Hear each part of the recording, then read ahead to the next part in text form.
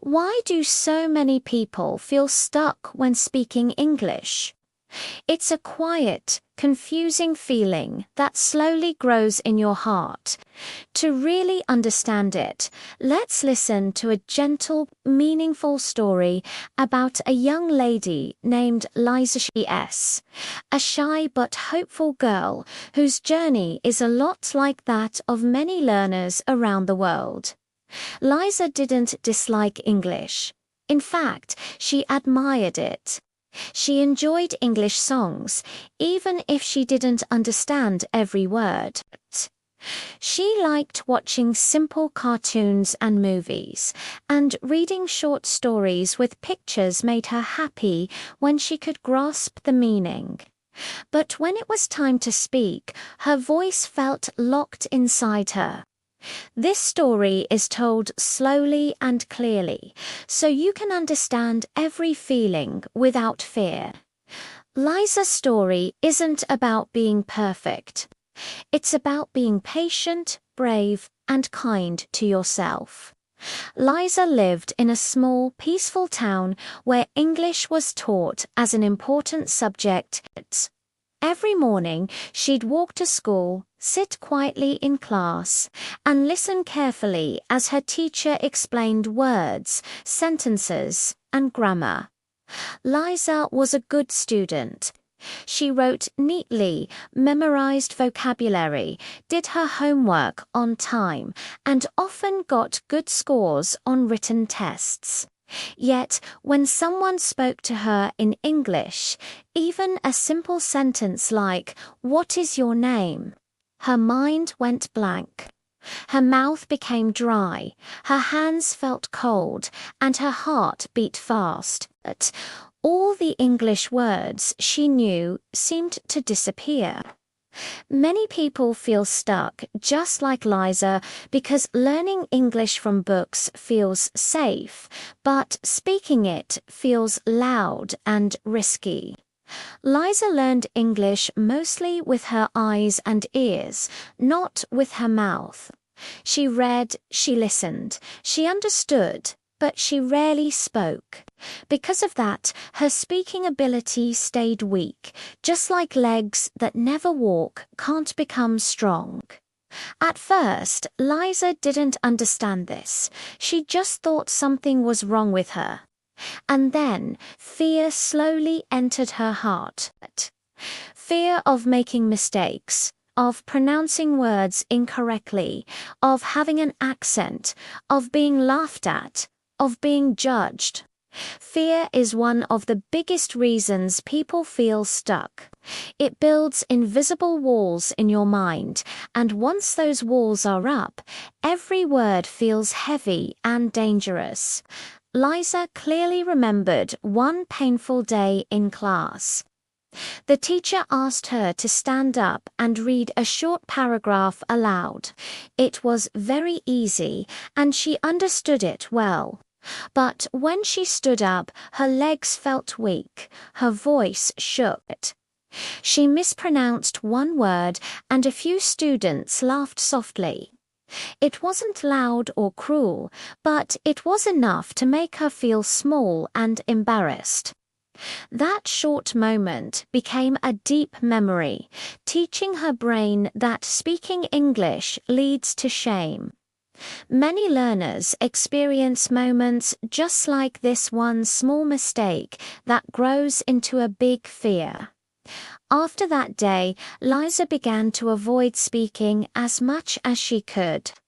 She looked down when questions were asked, avoided eye contact, and pretended to be busy writing.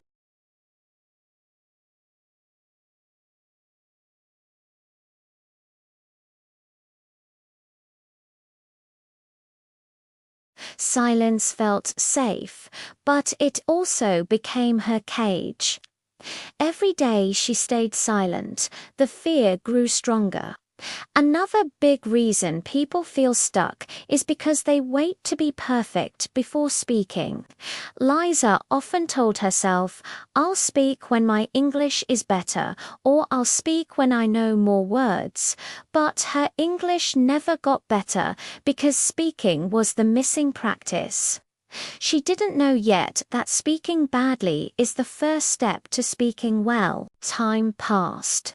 Months turned into years, and Liza grew older. English became more difficult. She saw people online, watched English videos, and listened to fluent speakers.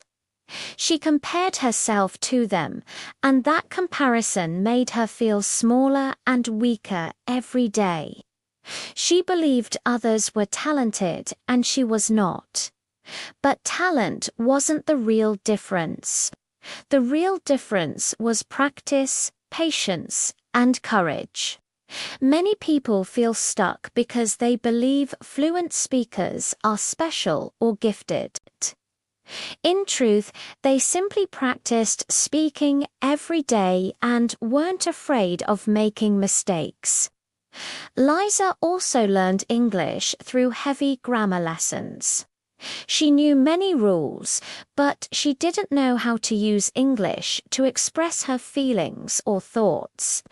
This made her feel confused and frustrated because knowledge without use feels empty. Frustration slowly destroyed her motivation, and when motivation disappears, learning becomes very difficult. One quiet evening, after a long, tiring day, Liza felt disappointed. She thought maybe English just wasn't for her. Then she found a very simple English story made for young children.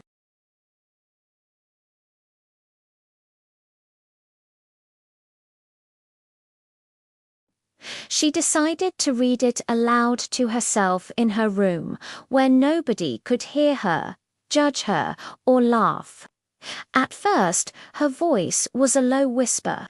She felt shy even though she was alone.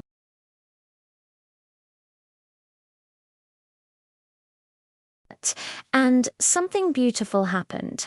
Her mouth began to relax. Her tongue became more flexible.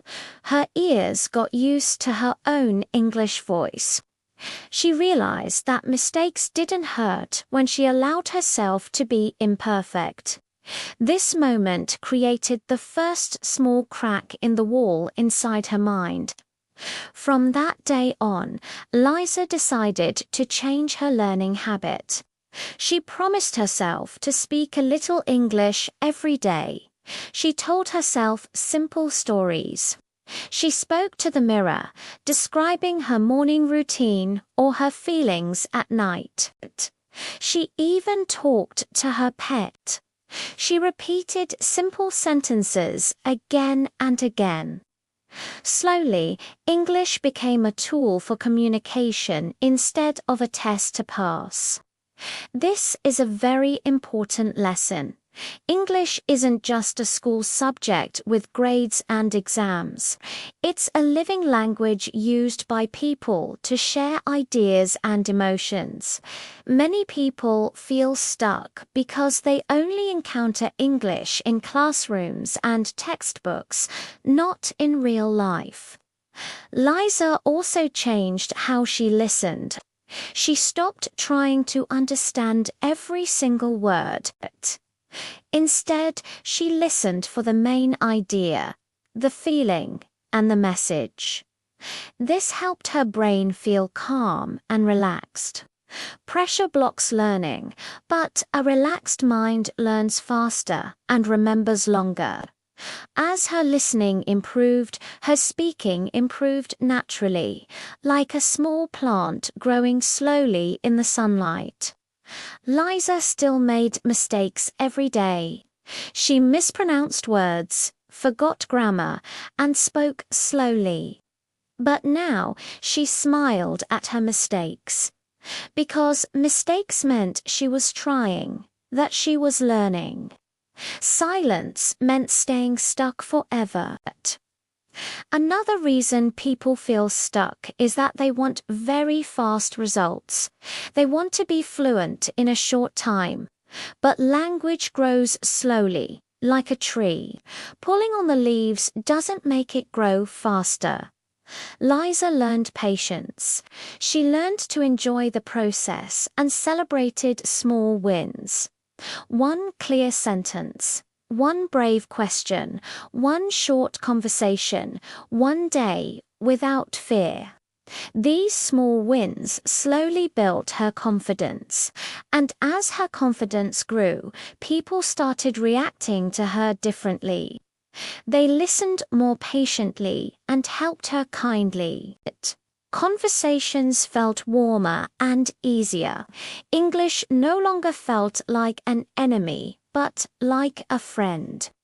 So, for everyone listening to this story, the lesson is soft but powerful. You feel stuck not because you're bad at this, but because you're afraid. Because you compare yourself to others, wait too long to start speaking, and focus too much on mistakes. Liza's journey teaches us that speaking English is a skill you build step by step, not a talent you're born with. It's a habit you grow every day, not a miracle you wait for.